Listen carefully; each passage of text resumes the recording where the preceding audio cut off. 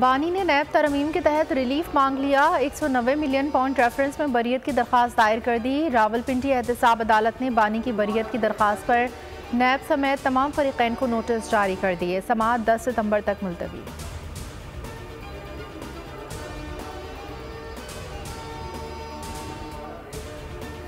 उमर अयूब को बतौर secretary general PTI इस्तीफा मंजूर। पीटीआई रहनुमा कहते हैं, मैं बतौर वर्कर काम जारी रखूंगा। बानी पीटीआई का मशकूर हूँ, उन्होंने मेरा इस्तीफा मंजूर किया। बानी पीटीआई का पार्टी की मरकजी क़यादत पर एतमाद का फुक़दान। उमर अयूब की जगह सलमान अकरम राजा को सेक्रेटरी जनरल बनाने का इम्कान। उमर अयूब खान अपनी क़यादत में पार्टी में इत्तेफ़ाक़ी राय पैदा करने में नाकाम रहे।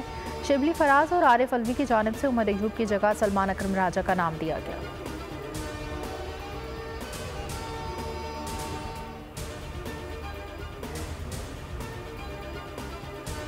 इतवार को पीटीआई के होने वाले जलसे से मुतालिक वज़ीर आला खैबर पख्तूनख्वा अली अमीन गंडापुर की धमकी। कहा, कुछ भी हो जलसा हर हाल में होकर रहेगा। वज़ीर आला ने आज वज़रा और पार्टी अहदेदारों का इजलास तलब कर लिया। अली मोहम्मद खान कहते हैं, पीटीआई का सवाबी जलसा तारीखी था, हमें पुरअमन रहना है और किसी इश्तिआल में नहीं आना। 8 सितंबर जलसे से बानी को बहुत सी तवक्कुआत हैं।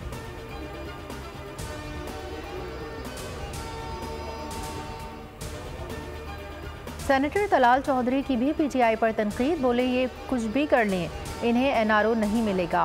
पीटीआई तकसीम हो चुकी, हर धड़ा पार्टी पर कब्जा चाहता है। दानियाल चौधरी ने कहा, यह नहीं हो सकता कि गैर मुल्की वफूद आ रहे हों और डी चौक को बंद कर दिया जाए। वज़ीर इत्तलात पंजाब अस्मा बुखारी बोली, पिछले 1 महीने से जलसे का राग अलाप रहे हैं। इनके पास जलसे के लिए फंड्स हैं, न बंदे और ना सहूलतकारी।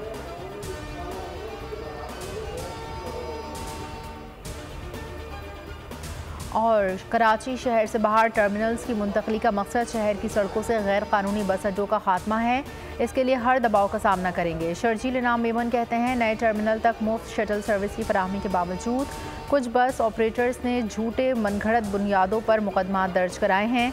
बाज़ ऑपरेटर्स कानूनी इक़दाम के खिलाफ मुज़ाहमत करने या ज़ाती मफादात के लिए पब्लिक ऑफिस होल्डर्स पर दबाव डाल रहे हैं।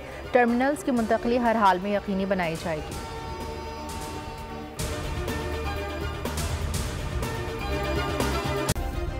सब्सक्राइब करें और बेल दबाएं ताकि कोई खबर रह न जाए।